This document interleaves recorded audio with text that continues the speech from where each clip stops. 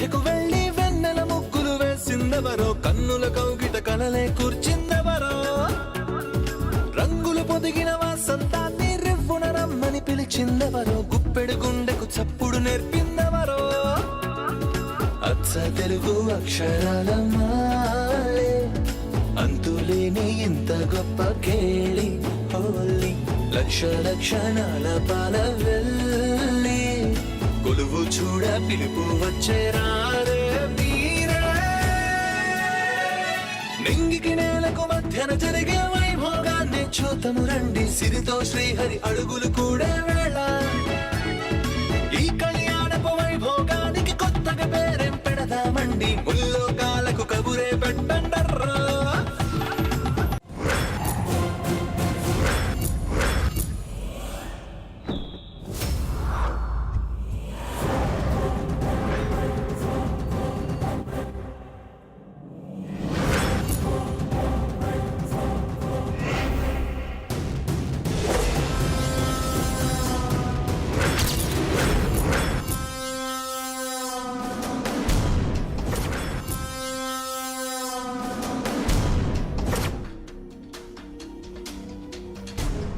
Just a minute. Just a minute.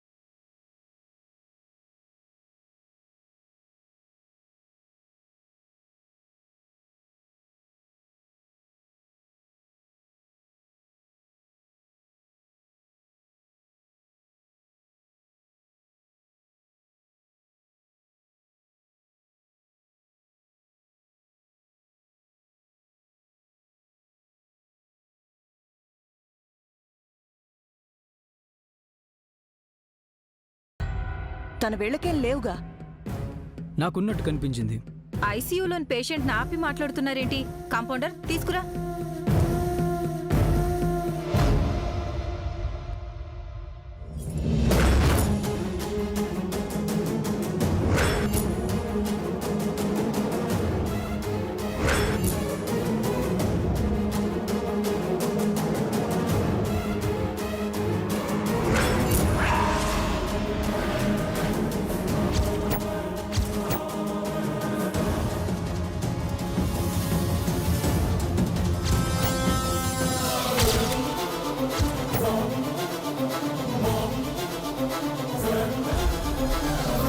జై ఎందుకు మంగన్ అలా చూస్తున్నాడు?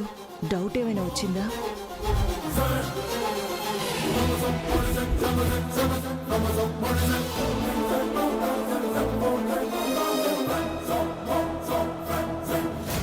నిత్య, నీ రింగ్ ఏది?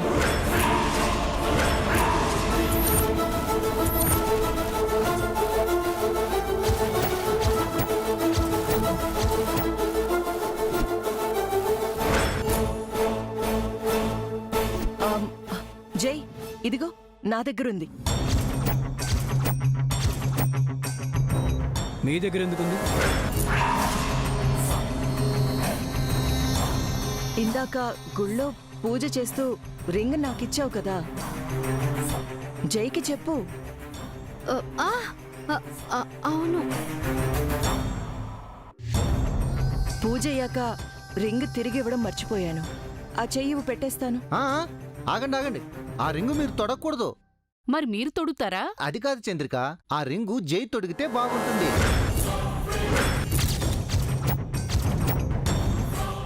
అవును జై, నువ్వు తొడుగు. అంటే జై సార్ నిశ్చితార్థం రెండోసారి జరగబోతుందన్నమాట. హాస్పిటల్ కదా, ఇక్కడ ఇవన్నీ ఎందుకు? భలేవారే, ఇక్కడైనా ఎక్కడైనా సర్వకాల సర్వావస్థల్లో వీళ్ళిద్దరూ భార్యాభర్తలేనండి. సార్, ఇక మీరేమీ ఆలోచించ.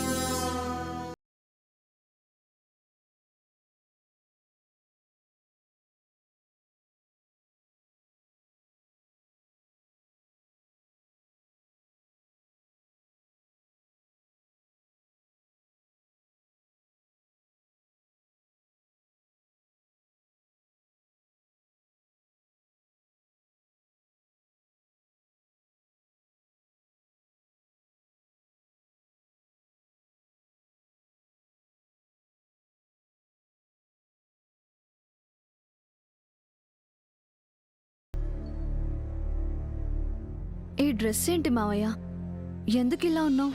ఏ ఈ డ్రెస్ లో నేను బాలేనా? ఛీ, కాంపౌండర్లా ఉన్నావు. ఇది కాంపౌండర్ డ్రెస్సే. ఎందుకు వేసుకున్నావు? ఇక్కడ ఇలాగే ఉండాలంట. ఎవరు చెప్పారు మావయ్య? అవును, రూమ్ మారిందేంటి? నేనే మార్చాను. ఎందుకు? ఆ రూమ్ అంత బాలేదు, ఎవరెవరు వస్తున్నారు. ఎవరెవరు అంటే ఎవరు? మనకి తెలిసిన వాళ్ళు తెలియని వాళ్ళు. ఇక్కడైతే ఎవ్వరికి తెలియదు. ఇంతకీ మామ్ ఎక్కడా? అడిగేసావా? మామ్ ఎక్కడ మావయ్య? వస్తుంది. ఎక్కడికి వెళ్ళింది? ఎక్కడికి వెళ్ళినా వస్తుంది. ఏంట సమాధానం మావయ్య? మరి నీ ప్రశ్నలేంటమ్మా? క్వశ్చన్ బ్యాంక్ లా క్వశ్చన్ మీద క్వశ్చన్ వేస్తున్నావు. అసలు పేషెంట్ అంటే ఎలా ఉండాలి? టాబ్లెట్లు వేసుకోవాలి, టానిక్లు తాగాలి, బుద్ధిగా బెడ్ మీద బొజ్జోవాలి. మావయ్య, నేను వెంటనే మామ్ ని చూడాలి. మీ అమ్మేం తప్పిపోదు నిత్య. ప్లీజ్ మావయ్య. జై విషయం ఏం చేశారు? తెలియదు. ఏం తెలుసు నీకు? నాకేమీ తెలియదు. మరెందుకున్నావు ఇక్కడ? అది కూడా తెలియదు.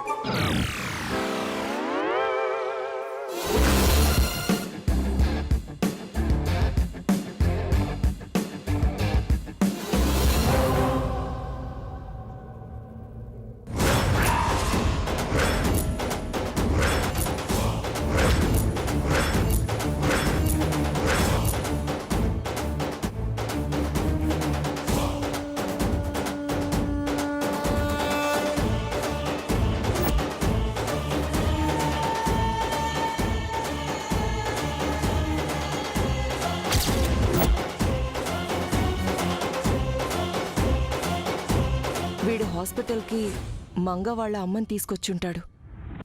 బాబాయ్ అమ్మని తీసుకొచ్చి హాస్పిటల్లో చేర్పించేశాడు. అమ్మయ్యా.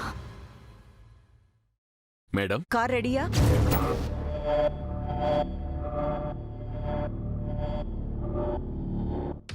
జై, ఇక మేం బయలుదేరుతాం. 1 సెకండ్. మిమ్మల్ని ఎక్కడో చూశాను.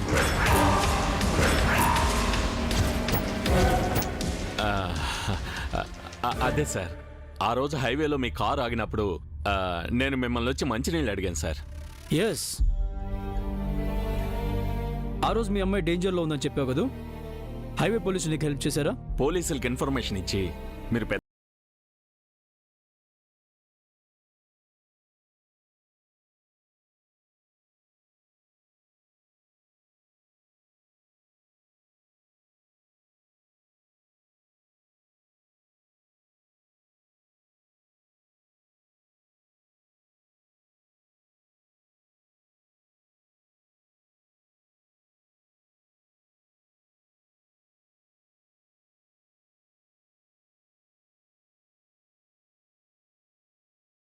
డోంట్ టాక్ నాన్ సెన్స్ మావయ్య. మామ్ ఎక్కడికి వెళ్ళిందో చెప్పు. జై ఇక్కడికి వస్తున్నాడా లేదా చెప్పు. నేను చెప్తాను.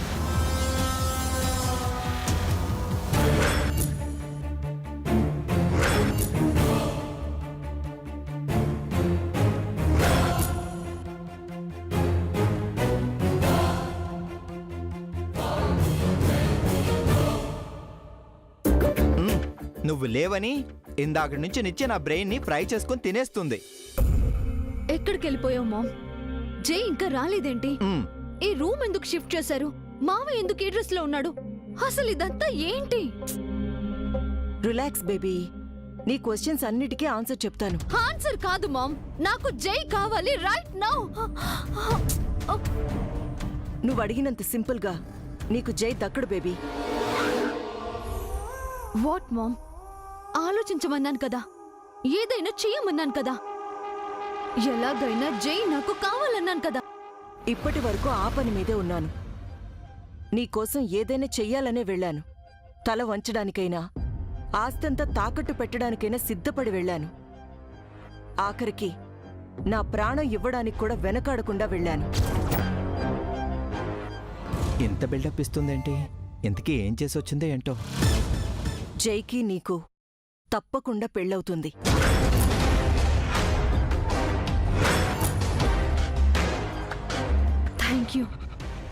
Thank you so much ma'am.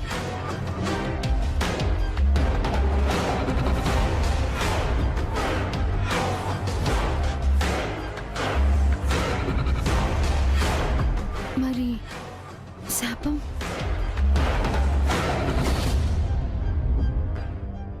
అదుంటుంది. అంటే వాడితో పెళ్లి చేసి నిత్యం చంపేస్తున్నావా అక్క? నిత్య చావదు. మరి మంగ చస్తుంది.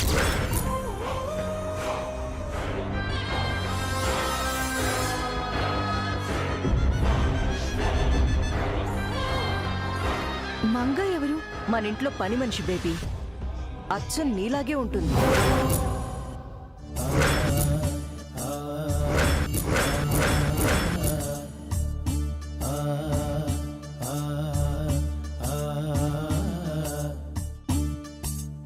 వాట్? నాలా ఉండటం ఏంటి? ఎస్ బేబీ, నువ్వు ఆ మంగ జెరాక్స్ కాపీల్లా ఉంటారు. నేనే గుర్తుపట్టలేకపోయాను.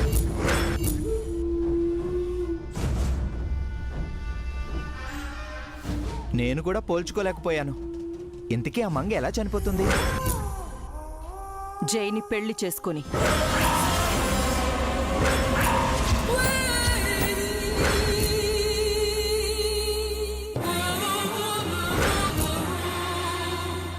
ఏం మాట్లాడుతున్నావు మామ్? అదెవరో జైని పెళ్లి చేసుకోవడం ఏంటి? కూల్ బేబీ, ముందు నేను చెప్పేది పూర్తిగా విను. జై ఫ్యామిలీకున్న శాపం ప్రకారం ఆ ఇంటి మగవాడు పెళ్లి చేసుకున్న మొదటి భార్య మాత్రమే చనిపోతుంది. రెండో భార్యకేమీ కాదు. హ్యాపీగా లైఫ్ లాంగ్ బతుకుతుంది.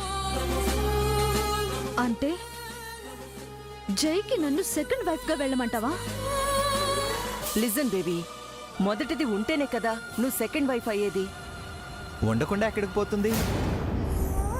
శాపంతో చస్తుంది.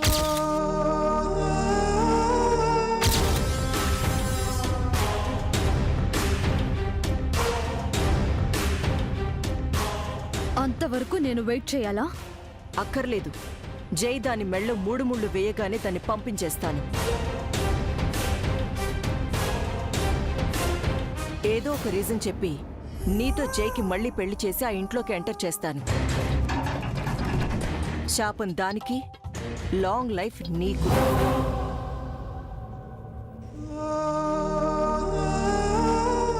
Excellent mom. నాకు శాపాన్ని తప్పించావు, జైని దక్కించావు. సూపర్. నీకోసం ఆ మాత్రం చేయకపోతే నేను నీ మామ్ని ఎలా అవుతాను baby? Thank you mom, thank you so much. ఒక అమాయకురాలు చస్తుందన్న బాధ లేకుండా తల్లి కూతుళ్ళు ఎంత సంబరపడిపోతున్నారో. ఇంతకీ చావడానికి ఆ పిల్ల ఎలా ఒప్పుకుందో ఏంటో. అక్క, నువ్వెంత డబ్బిస్తే మాత్రం చావడానికి ఆ పని మనిషి ఎలా ఒప్పుకుంది? దానికి శాపం గురించి చెప్పలేదు. నిత్యకి యాక్సిడెంట్ అయింది, తన ప్లేస్లో నువ్వు నటించాలని చెప్పాను. ఒప్పేసుకుంది. Mom, I want to see that girl. ఆ సర్వెంట్ని ఇక్కడికి పిలిపించవా? Okay baby. రిషి, మంగ బయట ఉంది, తీసుకురా. అక్క పిలుస్తుందిరా. అయ్య బాబోయ్, మీరేంటి ఇలా అయిపోయారు? అమ్మ కూతుళ్ళు కలిసి నన్ను ఇలా తయారు చేశారు. అయినా నువ్వు మాత్రం తక్కువేంటి? నిన్ను చూసి నిత్య అనుకున్నాను. ఆ దుబాయ్ గాడు నువ్వు కలిసి నన్ను పిచ్చోని చేశారు. రా. నువ్వెక్కడికి? నువ్విక్కడే ఆగు. అలాగే. పద.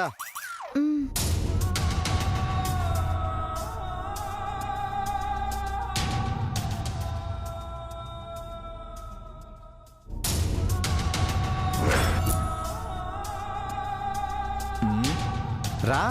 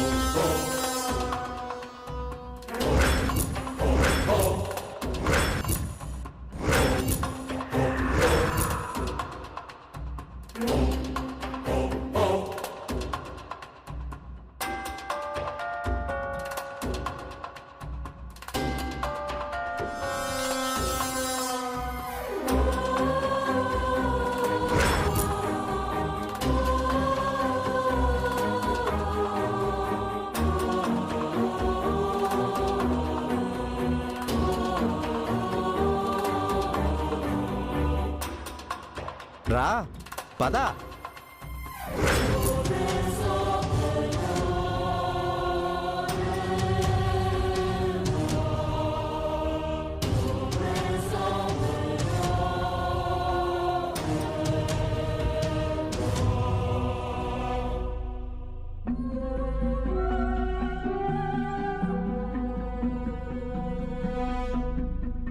You're right mom. తను నా జిరాక్స్ లా ఉంది. అమ్మో, మా దుబాయ్ బాబాయ్ చెప్తే ఏటో అనుకున్నాను. మీరు ముమ్మూర్తుల అచ్చ నాలాగే ఉన్నారు. నీలాగా నేను లేను, నాలాగే నువ్వున్నావు. రెండు ఒకటే కదండి. తేడాగా ఏటన్నాను? తేడా ఉంది. నేను నిత్య శ్రీనివాస్, డాటర్ ఆఫ్ స్వరూప శ్రీనివాస్. నువ్వు కేర్ ఆఫ్ ప్లాట్ఫామ్. నేను మిస్ హైదరాబాద్. నువ్వు ఒక అనామకురాలివి. నేను 1000 కోట్లకి ఏకైక వారసురాల్ని. నువ్వు ఆఫ్టర్ ఆల్ పని మనిషివి.